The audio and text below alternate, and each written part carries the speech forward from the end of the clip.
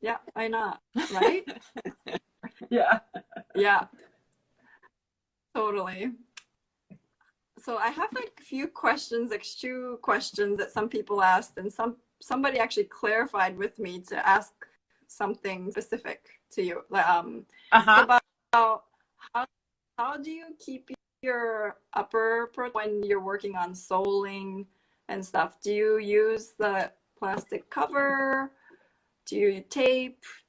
What do you do to keep your uppers clean? Um, so I've used many different things over the years because working with different makers, and you also and Mm-hmm. then you just kind of make it up, and then you talk with your shoe bodies and you see like, oh my god, this is that's way better. So what I use now, to if I have an upper that's very fragile, I will use the Mm-hmm. plastic, the plastic cover, and I get that from Lisa Sorel. She has Mm-hmm. because she has the it's very soft plastic, so Mm-hmm. it And heat works. gunning it, Yeah, or do you? yeah, a little heat, or yeah, just a little heat.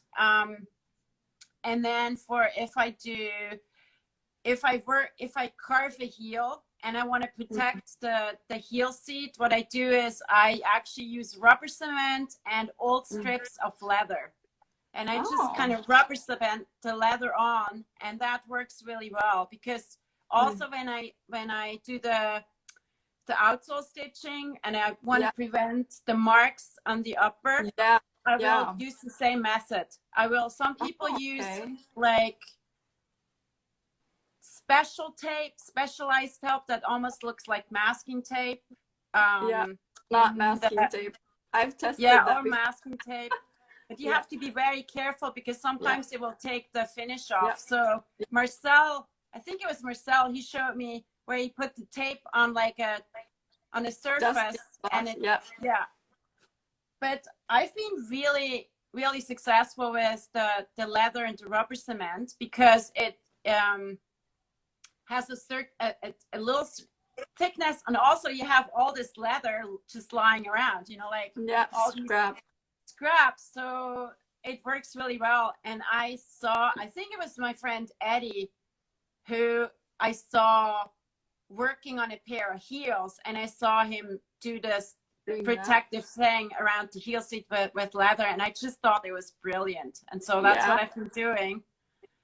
And also Good tip. when I built the heel and I have the bottoms up like this, Mm-hmm. and I want to protect the waist. I do the same Yeah. thing. I just rubber cement some leather on there, Uh-huh. and And take the rubber sand off later. yeah, Mm-hmm. and then when I work with the knife, it won't. If I slip, it won't cut into the bottom of the Oh, sole. right. Yeah, Oh, that's a good idea. Yeah, on the and sole, it do you works have for like a me. I mean, yeah, I maker's mark? mean, well, what I Yeah, started that sounds is like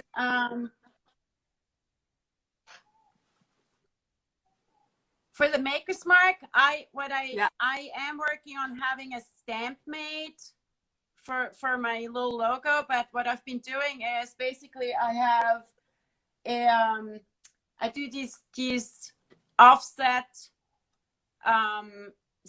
hand stitches on the upper that are Yeah. like in random places, and you can clearly see it's not part of the design, and they're usually asymmetrical from the left and the right. Okay. So it's That's just a big signature hand kind of. stitch. Yeah. Yeah. And it's And usually then colorful. yes, if it's a colorful upper, if it's like a black upper, I'm not gonna like, hey, hello, I'm yellow, look at me. And then what I do is I also have one single brass nail on the bottom in the waist, just one tiny little nail. So that's Oh, kind okay. of like my That way we my can my see that's signature. yours. Yeah. Yeah, Oh, yeah, that's my cool. signature. I feel like Um, even your upper designs, I can tell which ones you is yours because you have a specific like feel to the boot and shoe, and yeah, I love it. It's playful, oh, thank you know. you, thank you. Yeah, I Um, like. Yeah, Um, because I'm coming from paint, like I love color and I love texture, and I think it's great to see we all have our signature things. yeah, So I love to see the variety and the colorfulness and the flavorful, you know, ways of how you can make shoes and boots. I think that's great. That's awesome. hey, sorry. Welcome back.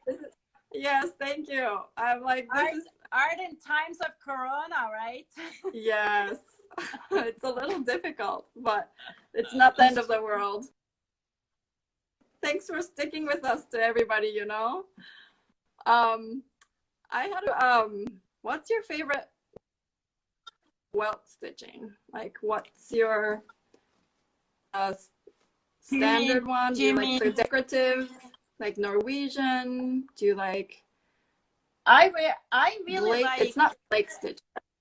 Yeah, no, I mean I like anything really. I think it depends on the project. You know, I love to experiment. So for high heels, I love to use the cowboy bootmakers method, where you have to peg waist and then you stitch from ball to ball, and you can do, you know, depending on the design, you can do small, very tiny stitches, or you can do longer stitches and narrow welt, and you could do you know, stitch. I usually, for the outsole stitching, I use the linen or the hemp threads and hand wax it.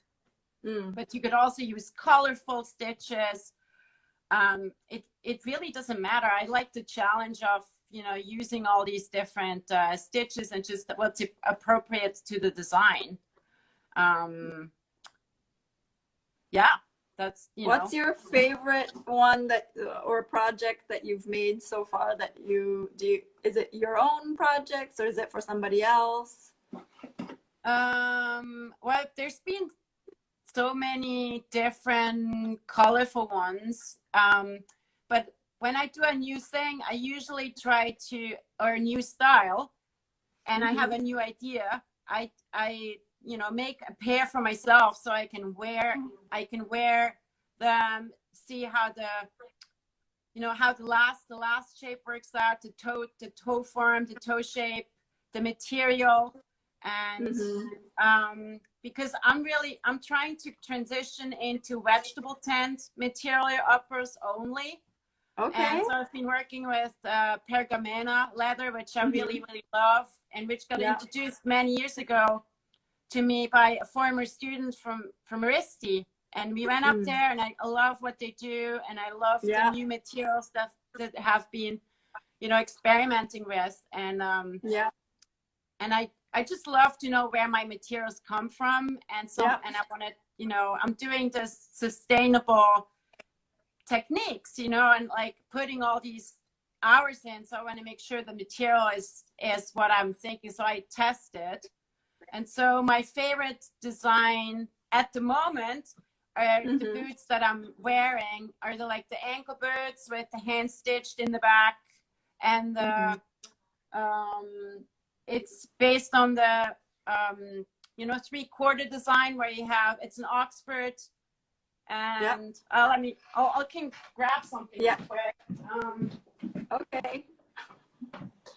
Yes, I want to see. You know, it's based on this, where you have the middle side is no seam, and then on the lateral side you have the Oxford seam. Okay. And I really dig that. I made a pair of ankle boots that are kind of like a cross between a Victorian boot and kick-ass cowboy version, but with a lace-up ankle boot. And I've been wearing them every day for a year, and they work really well. And I do the indigo dyeing for the lining. Yourself. Yeah. Oh, and wait, indigo dye for the lining, you said? Yes. So it's it's proud. I love, what I've always loved about cowboy boots is that, you know, you have these or western boots, you have these elaborate tops, and they're private to Yes, to the wearer, wearer. and Yeah. yeah, I love that. So I've done elaborate like embroidery on the inside. I've done secret messages on the inside. Oh, I love the dyeing process. I'm going to do screen printing on the inside, or I've done that, but I want to do it more often, or like a signature style. And I just really kind of dig that. I've done indigo on the outside too, and that's great. And it will change with because it's wedge tan, it will change, it will get darker and more fuzzy, sort of like when you have jeans, you know. Yeah. But I just love that thing of where you have these things on the inside and they're just like for you, you know, just for personally. you. Yeah. And yes, cool. yes, I love that. So what are you working on right now? Do you have something in the works? Yeah, I have several orders I'm trying to finish, which has been kind of challenging with this whole move and craziness out in the world, and teaching and so I'm doing that. But then also I got a whole run of lasts, like a vintage lasts for heels that I want to use for making some samples for based on that Victorian boots that I made,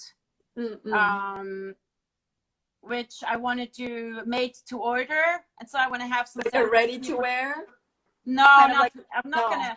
No, not ready to wear. But I want to have some samples. So I have the last in different widths, and so I want to do some sample fitters so people can try them on. I still do made to measure, but I just want to have some so you can kind of step in and see how they fit. And so I'm working on that. I'm developing signature styles. That's great.